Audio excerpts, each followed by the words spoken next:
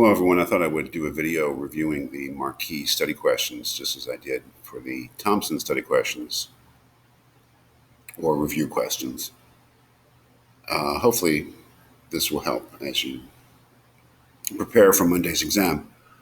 Number one, according to Marquis, why are the principles of the anti-abortionist often too broad? Why are those of the pro-choicer too narrow? This is pretty much how he begins the essay here, starting really on page 185. Continuing for a couple of pages, and it's pretty clear, I think, what he says. The principles of the anti-abortionist, if you take the position that it's wrong to take human life, or it's right here, it is always prima facie wrong to take a human life, seems to entail that it is wrong to end the existence of living human cancer culture on the grounds that that culture is both living and human. Therefore, it seems the anti-abortionist favored principle is too broad. That is, to say that it's always prima facie wrong to take human life seems like it encompasses too much. We don't think that it's wrong to kill a human cancer cell. On the other hand, he continues, the pro-choicer wants to find a moral principle concerning the wrongness of killing, which tends to be narrow in scope in order that the fetus will not fall under it. Problem with narrow principles is they often do not embrace enough.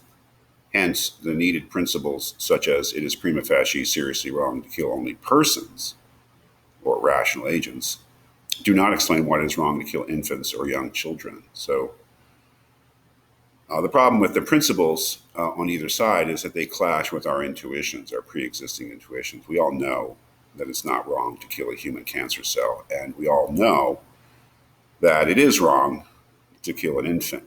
At least that's the idea, right? And anything that clashes with those intuitions, there's something wrong with it, right? The next part of the question, why will they both have problems either narrowing or broadening their principles? Well, you just need to read what follows there. They have to stop clashing with our intuitions. They have to make adjustments, which are pretty much arbitrary, right? Like the anti-abortionist has to make the judgment. Well, you mean I mean it's wrong to kill a human being, but that's sort of begging the question about the fetus, right?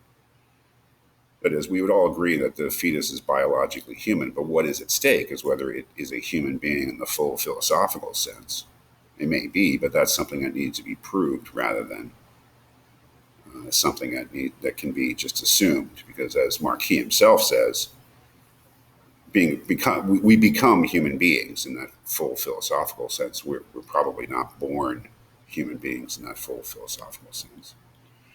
And on the other side, the pro-choicer saying, well, of course I don't mean that it's okay to kill infants and young children, even though they're not rational agents. Well, then why is it wrong to kill them? That is, it's kind of hopeless in his mind, this way of pursuing it, which is the whole reason for the essay. Which does set up number two, how does Marquis propose to resolve the apparently unresolvable conflict between the anti-abortion and pro-choice positions? I think the inspiration of the whole essay is that it is unresolvable, this conflict, as long as the debate remains within the space created by the debate about whether the fetus is a human being or whether it's a person. For the reasons that he outlines in the beginning, he doesn't really think there's any future in that sort of way of approaching it. So the answer to number two, though, I think is important. That is, what is the answer? The answer is that before we can really resolve this question, let's see where it gets to it.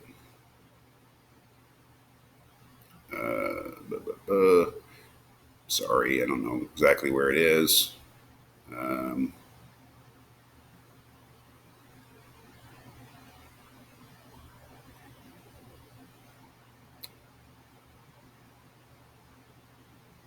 Yeah, the real answer to this question comes at the end of section one here, towards the bottom of this paragraph. All this suggests that a necessary condition of resolving the abortion controversy is a more theoretical account of the wrongness of killing. And then that's an important thing to see. I think often when I ask students how, to reconstruct Marquis' argument, they kind of skip this step and they go right to what he has to say specifically about abortion. But that needs to be prefaced with what he says about the wrongness of killing in general.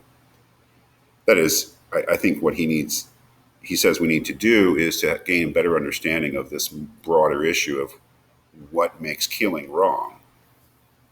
And then, once we have a grasp of that, then we will be able to understand the abortion issue better. So really, the answer to number 2 is that he proposes that we come up with an adequate theory of killing in general, and before we try to resolve the abortion issue.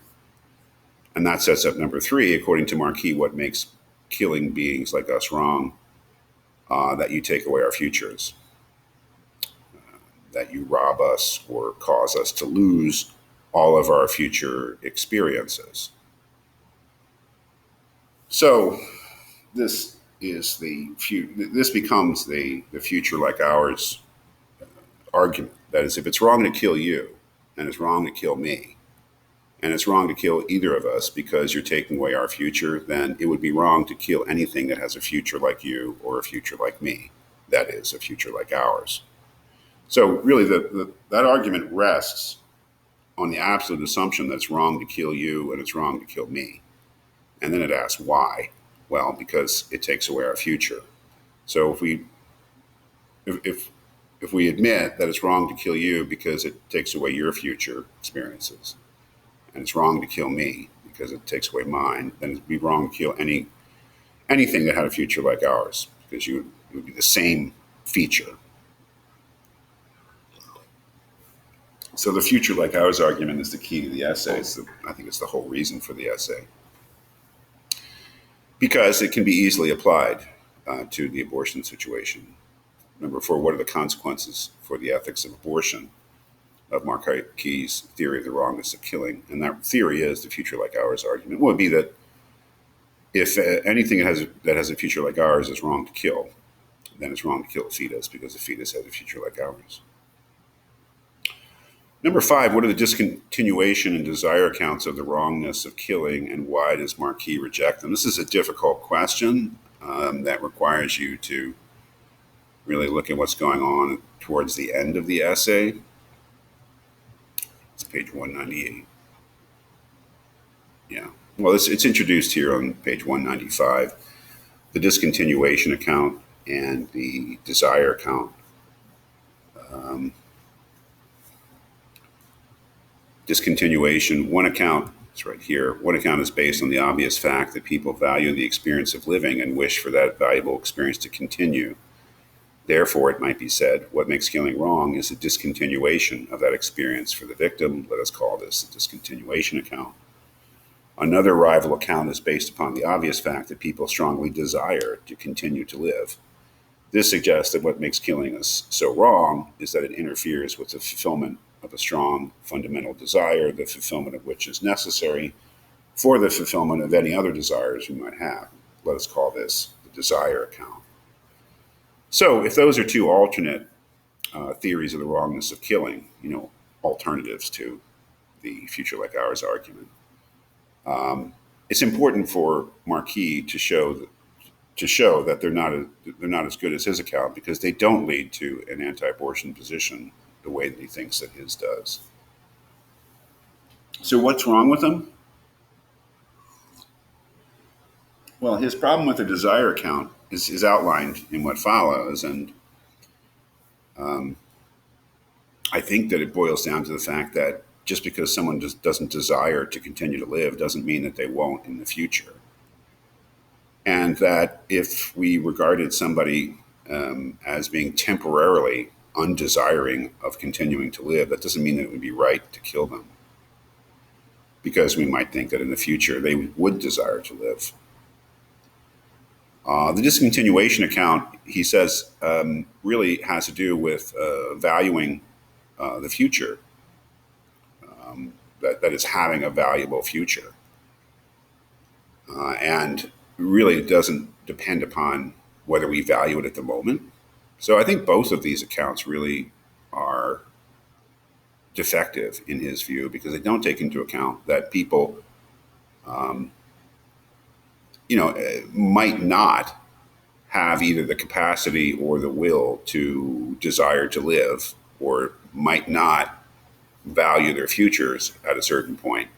But that doesn't mean they don't have a valuable future and that they might not value it in the future.